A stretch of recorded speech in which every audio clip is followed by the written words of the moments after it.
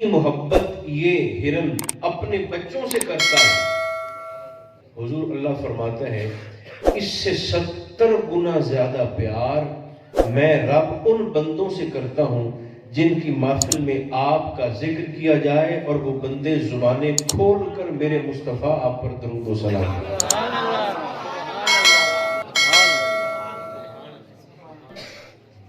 کیونکہ 5 کام ہیں جو فرشتے کرتے ہیں۔ کتنے؟ 5 کام۔ 6ٹھا کام بس نہیں کرتے، وہ 5 کام ہیں جو فرشتے ہر وقت کر رہے ہیں۔ چلے ہم تو سو گئے، ان اللہ و ملائکتہ یصلون علی النبی، اللہ بھی صلاۃ بھیجتا ہے، فرشتے بھی صلاۃ بھیجتے ہیں۔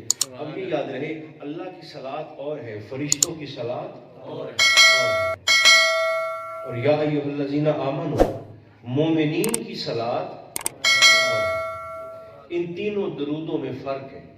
اللہ کا درود بھیجنا اور ہوگا، فرشتوں کا درود بھیجنا اور ہوگا، اور مومنین کا حضور پر درود بھیجنا اور ہوگا۔ بلکہ مولانا روم نے مثنوی شریف میں ایک روایت نقل فرمائی ہے، وہ میں آپ کو سنا دیتا ہوں، اس کے بعد پھر ہم ختم شریف پڑھتے ہیں۔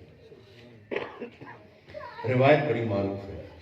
رومی فرماتے ہیں کہ سرکار ایک دن مسجد نبوی شریف میں تشریف فرما تھے کہ ایک شہد کی مکھی اڑتی ہوئی آئی، سبحان اللہ، پرواز کرتی کرتی، اور وہ شہد کی مکھی آ کر پانی والے مشکیزے پر بیٹھ گئی۔ اب یہ فیصلہ آپ کے پیار کے سپرد ہے، خدا جانے وہ پیاسی تھی، پانی پینے آئی تھی، یا حسنین کے نانا کے چہرے کی زیارت کرنے آئی تھی۔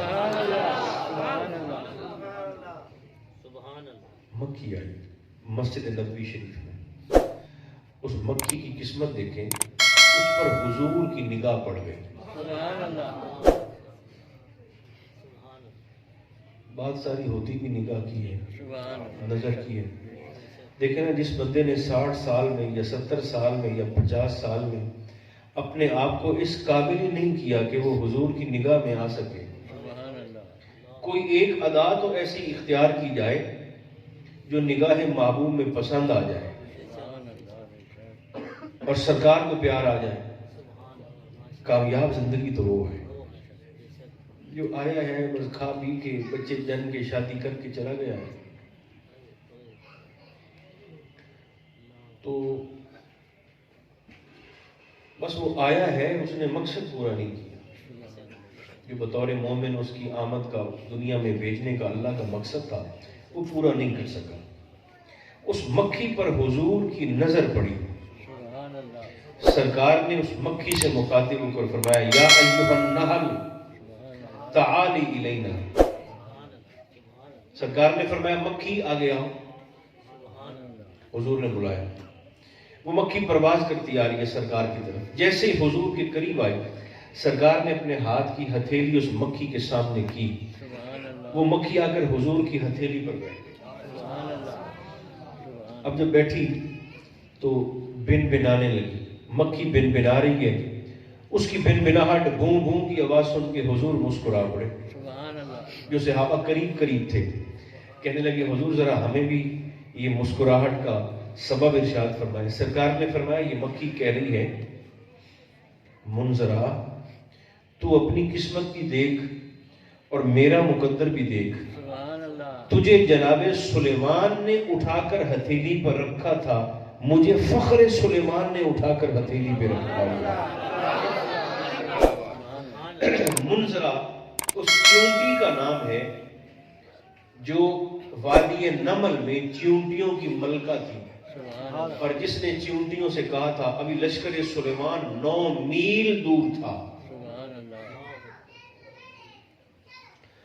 اس نے زمین پر پڑنے والے سموں کی آواز کو سن کر 9 میل سے چیونٹیوں سے کہا تھا کہ جلدی جلدی بلوں میں گھس جاؤ، کہیں ماری نہ جانا، لشکر سلیمان تمہیں روند نہ ڈالے۔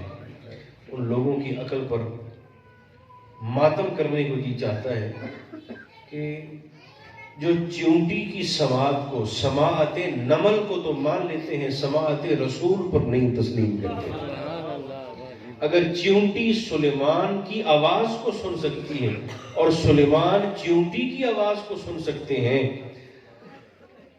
9 میل سے، تو سلیمان کے مرشد یہ 3500 کلومیٹر سے ہمارا درود و سلام نہیں سماعت فرما سکتے؟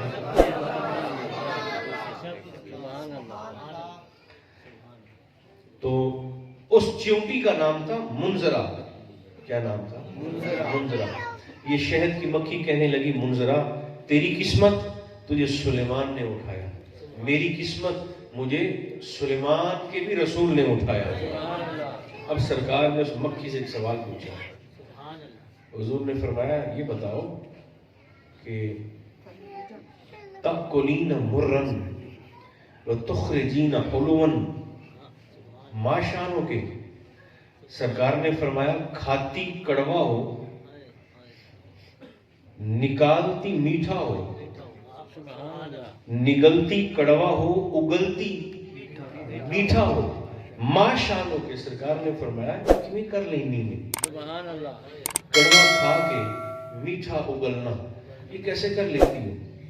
تو مکھی کہنے لگی کہ حضور جب ہم پھولوں سے پھلوں سے رس چوستی ہیں، ظاہر کڑوا رس ہوتا ہے، رس چوس کر جب ہم اپنے چھتے کی طرف پرواز کرتی ہیں تو حضور صلیت علیک وعلی اہل بیتی کا، حضور آپ پر اور آپ کے حسنین پر، آپ کے اہل بیت پر ہم درود و سلام پڑھتے ہوئے سفر کرتی ہیں، اللہ ہماری کڑواہٹ میں بھی شہد کی مٹھاس ڈال دیتا ہے۔